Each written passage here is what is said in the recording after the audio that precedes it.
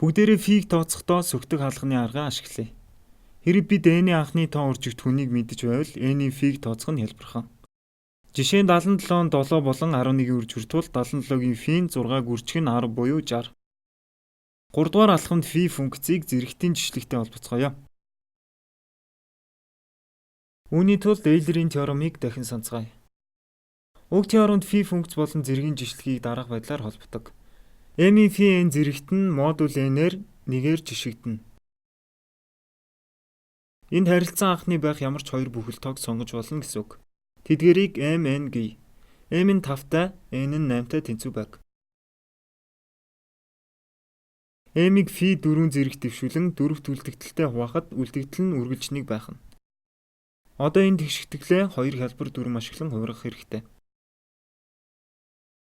Эхлээд нэгийг ямар ч k зэрэг дэвшүүлсэн нэг буцаад гардаг болохыг тооцвол фи n-ийг ямар нэг k тоогоор үржүүлэхэд шийд маань буцаад л нэг гарна. Хоёрдугаарт нэгийг ямар нэг m тоогоор үржүүлэхэд үр дүн нь m болохыг тооцсон тэгштгэлийн хоёр талыг m тоогоор үржүүлэхэд баруун талд нь m тоо гарна. Одоо эдгээрийг бага зэрэг хэлбэрчилбал m-ийн k-г үржих фи нь нэмэх нь 1 зэрэг гарна. Энэ бол чухал боломж. Фи n тэнцүү ed тэгштэглийг авч үзье. Хэрвээ n-ийн анхны тоон үржүүрүүдийг мэдэж байвал d-г тооцоолоход хэлбэрхэн. D-г тооцоолоход хэлбэрхэн. D нь айлсын хувийн нууц түлхүүр учир сүгдэг хаалганаас түүнийг авч E утгыг буцааж олохдоо ашиглана. Одоо үнийг бодит амьдрал дээр тайлбарлая. Боб өөрт байгаа мэдээлэлээ пэдинг схем ашиглан тоонд хувиргана. Тэр тоог m гэе. Тэгэхэд айлс нээлттэй болон хаалттай түлхүүрээ дараах байдлаар олно. Тэр эхлээд урт нь бараг адил хоёр анхны тоог санамсаргүй сонгож тэдгэрийг үржүүлэн n-ийг олно. Жишээ нь 3127. Одоо тэр n-ийн үржүүрүүдийг мэдэж байгаа тул түүний фиг хэлбэрхэн олчихно. Тэр нь 3016. Дараа нь тэр нээлттэй зэрэг e-г сонгоно. E-ийн сондгоо байхаас гадна фи n-тэй харилцан анхны байхад болно. Энэ тохиолдолд e-г 3-тай тэнцүү гэе.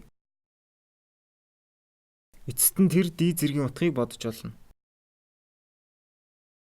2-ыг үржих нь фи n, нэмэх нь 1 хуваах нь 3 гэвэл 2011 гарна.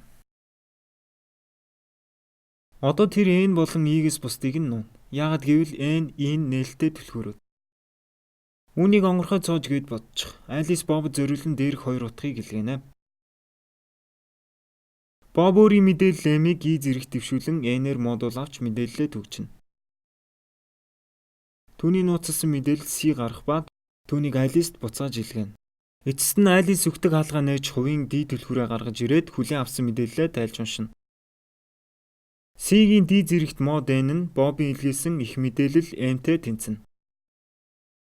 E болон өөр хиндэж зөвхөн C, N, E өгсөн үед D голлох хэрэгтэй болох ба тэдний N-ийн фи утгыг мэдсэн үед буюу N-ийг анхны үржигдэхүүн задлаж чадвал D-г олно. Хэрвээ N нь хангалттай том тоо бол хамгийн хүчрхэг компьютер ашиглан уг задаргааг хайхад хэдэн зуун жил зарцуулна. Энэ аргыг зохиомогч нь нудалсан байна. Харин 1977 онд Рон Ривис, Ади Шемер, Лен Эдлмэн нар уг аргыг дахин нээсэн бөгөөд өнөө үед тэдний нэрний өсгүүдээр RSA хэмээн нэрлэн хэрэглэх болсон юм. RSA энэ түүхэнд хамгийн их улбарсан програм бөгөөд дэлхийд дээрх хамгийн өргөн хэрэглэж буй нээлттэй түлхүүртэй алгоритм юм. Интернетийн хэрэглэгч бүр нарийн мэдэх мэдэхгүйгээс үл хамааран RSA эсвэл түүний ямар нэг хувилбарыг хэрэглэдэг байна. Түүний агуу хүч нь анхны тоон үржүүрийг тооцоход байдаг. Анхны тоонуудын тархалт тоог анхны үржигдэхүүн задлахад хийх тооцоо хэдэн мянган жилийн хугацаа авах хэсэг нь өнөөдөр шийдэгдээгүй нээлттэй асуултын нэг хэвээр байсаар байна.